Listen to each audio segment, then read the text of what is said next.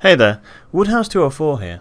This is my guide to show you how to dominate your lane and let your ADC have an easy laning phase with the Titan of the Depths. Beware the depths. Okay, spoiler alert. I'm not plat, I'm not even gold, right now I'm in silver 3. But you know what?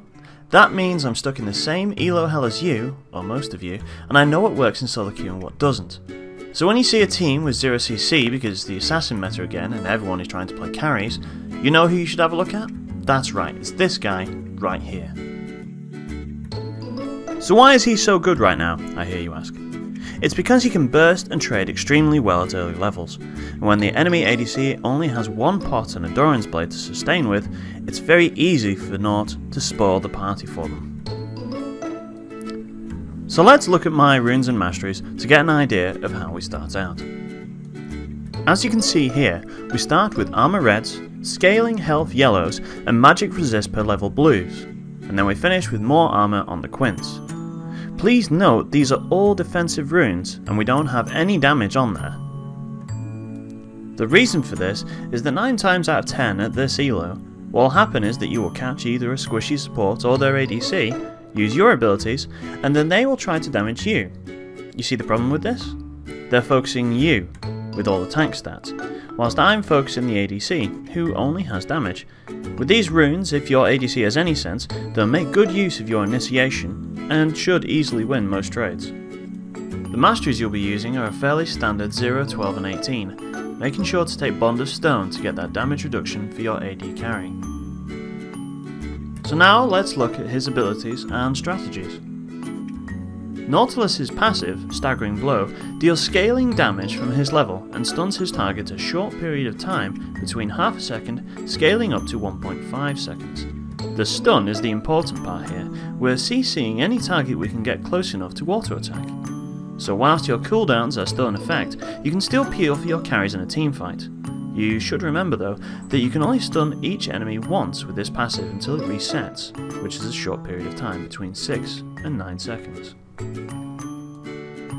Naut's Q, Dredgeline, is his gap closing ability and the one he is best known for. Nautilus throws a huge anchor and if it connects, will drag the enemy towards himself, whilst also dashing towards the enemy too. This is a great way to stun the enemy squishies whilst offering yourself up to soak up all your enemy's abilities for your team, since you should be very tanky. Try to remember though, this ability will not go through terrain, however it can act as something to anchor onto and will shift Nautilus towards it. This is a great tool for escape, especially when being chased by the enemy team like you just ate their last Rolo. Naut's Q has a huge range and hitbox and will almost certainly catch someone off guard in the enemy team at some point. Try and practice in a custom game to get a good feel for how long this ability will reach. It's further than you think. Naut's Q should be maxed last but taken second in lane. Nautilus' W is called Titan's Wrath. This is a shield casting ability which lasts for a long time, 10 seconds once used.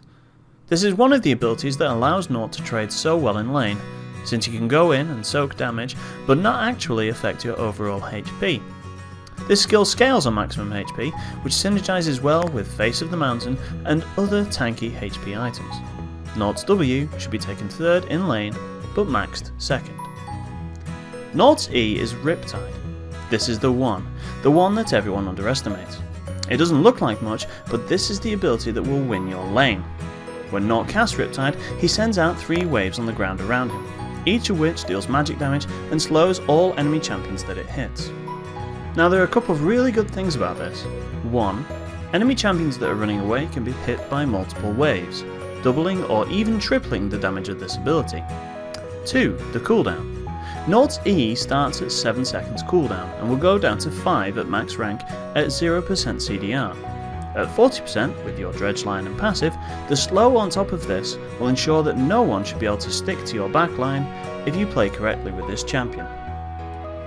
This skill has actually been nerfed since last season, since it became quite simply abusive at max rank for anyone who didn't have magic resist. Naut's E should be taken first and maxed first as well. Now it's time to look at Nautilus' ultimate, Depth Charge. When used, Naut will send a charge that follows a targeted champion along the ground and knocks them up, dealing magic damage when it hits. When you choose a squishy with this ability, they know they are about to be knocked up, and apart from Zhonya's and QSS, there is nothing they can do about it. This is great in teamfights because instead of inflicting damage on your team, they have to run or stay and most likely die. So now that we know about Nautilus's abilities, how do we put them into practice? Well, let's start with the laning phase. Once you hit level 2, you should have your Dredgeline Q and your Riptide E combo lined up. As soon as these are available, you should look to make a trade, hopefully by catching the enemy AD carry. Once you make a successful Dredgeline hit, your combo should look something like this. Q for the engage itself, auto attack for the stun, E, Riptide to hit whilst they should be running away, hopefully getting multiple hits and more damage, and then back off, as you'll most likely be taking damage from the enemy support and ADC as well as the enemy minions. Once you hit level 3, you should take Titan's Wrath, W, so that once you land your combo, you can activate it and negate most of the returning damage, and thus hopefully making a good trade. The opponents you lane against should also be taken into account, since they can change how aggressive or passive you should be in lane. The supports that I'm seeing at the moment in Silver are Thresh, Leona, Blitzcrank, Sona, Malphite, and Poppy. You'll notice that all of these are some form of tank, with the exception being Sona. If you happen to be laning against the Sona or some other kind of poke mage, then you're in luck. Be brave and engage onto them as soon as you have your combo, because they're usually quite squishy. This is the same if the enemy support is a Soraka. Look to make Qs or dredge lines onto her, as she cannot heal herself nearly as easily as her laning partner. These kind of lanes can be very easy, as long as you don't sit there and take the poke that they are dishing out. As for the tanks, there is a little more give and take, depending on the matchup. A decent Thresh can stop your engage with a good Flay, and counter with his own Q onto your AD carry. But for all the skill that a Thresh can supply, at this stage he cannot outdamage you. Leona is much the same. Her gap closer is the thing to watch out for, as it goes through minions. But if it does, her damage is nothing special after that.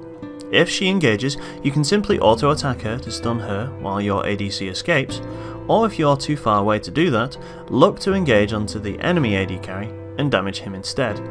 As I said before, you do more damage than her, so that kind of trade is fine as well. Now Blitzcrank is a funny one, since you can actually counter his grab. As you can see here, it is possible to Q something before his grab lands and negate Blitzcrank's engage. Simply stand in between your carry and Blitz during laning phase, and Q before his grab lands to save yourself. If you don't do it in time, you can use your W to negate some of the damage, and look to either engage onto their carry, or get away using your passive and E abilities. Malphite is very annoying as a support. He builds tank, so you shouldn't focus him really, unless he is very much out of position. But once he hits 6, he can all-in your AD carry and most likely kill them. This can be a tough lane for you, but at the moment, Malphite is a favourite to be banned or picked top, so the chances of you running into him shouldn't be too high. If you do happen to be against him, however, try your best to get ahead early. Maybe take Ignite instead of Exhaust. Look for the early kill and lane dominance, as Malphite has little CC to use against you early. So make use of that and look to engage onto them, freeze the lane and stop them from farming under tower, and look to make plays. Now for anyone who has seen some of my videos, you know I have a soft place in my heart for Poppy. Right now, as of patch 6.3, she is still very strong and has great base damage and burst, making her a good candidate for support. However, that being said, one of her best tools for support Poppy is her W, Steadfast Presence. This ability stops all dashes in an area around her, and as such it will stop you from getting in the face of your target with your dredge line. But it won't stop the dragging portion of your ability, and will stun the opponent usually close enough for you to land your combo. The only way for her to effectively stop your engage is to stand in front of the carry you're trying to reach, which stops a lot of her engage potential, since she will usually be trying to maneuver herself into a position to wallbang you with her E, Heroic Charge. My advice for this lane is similar to a Leona lane really. Be aggressive onto the carry and make sure that Poppy's attention is away from making plays and focused on trying to protect that squishy. Just make sure you don't go anywhere near the walls whilst you do it, or you will find yourself being smashed and squashed by this lovable little yodel. Now for team fights. These come as two different scenarios but usually end in the same way. Scenario 1. Your team has no CC. This means that you should be the initiator. You should look to make the first move, either by using your ult on their backline or catching someone with your dredge line. Either way, make sure it's a squishy that you catch, then combo them so they can't unload any of their damaging abilities. After this, you need to keep an eye on what the enemy frontline is doing. Are they running past you to get to your mid laner or AD carry? Then it's your job to stop that. If that volley bear jumps on you and starts using all of his abilities on you, great. Better you than your carries. If he runs past, then you need to use whatever is off cooldown to stop him. This is where your passive can become really great. Even if everything has been used, you can still auto-attack him to quickly stun a target, or multiple ones if they really want to get to your backline. Scenario 2. You have an Amumu Malphite who can initiate for the team. This is usually the same as Scenario 1, except now you can keep closer to your carries and decide if you want to ult their backline, or save it for their counter engage to keep your squishies extra safe. In both these situations, it's important to look at the following things before you start a fight. Are we a full team right now? Is this a 5v5 and not a 3v5 situation? Always look at the minimap to keep an eye on this. Who is going to try and jump onto my squishies, and what can they do? An Aurelia can quickly get to your AD carry and kill them, so perhaps it's worth saving a Q or ult to try and stop her. Who is fed on our team and on theirs? It's no good using everything to save a mid laner who is 1 in 5 in lane. Save it for whoever is fed on your team, even if it's the Amumu who's wrecking the game, but usually is a tank and has decided to go AP.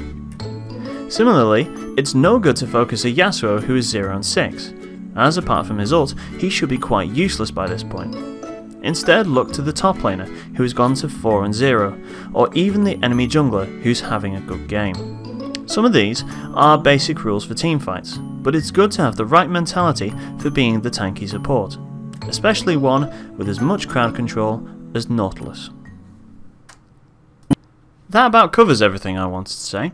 I've been Woodhouse204, and if you like or dislike anything that's on here, or if you wish to discuss things further, then please comment on here or feel free to message me in game. Good luck and GG.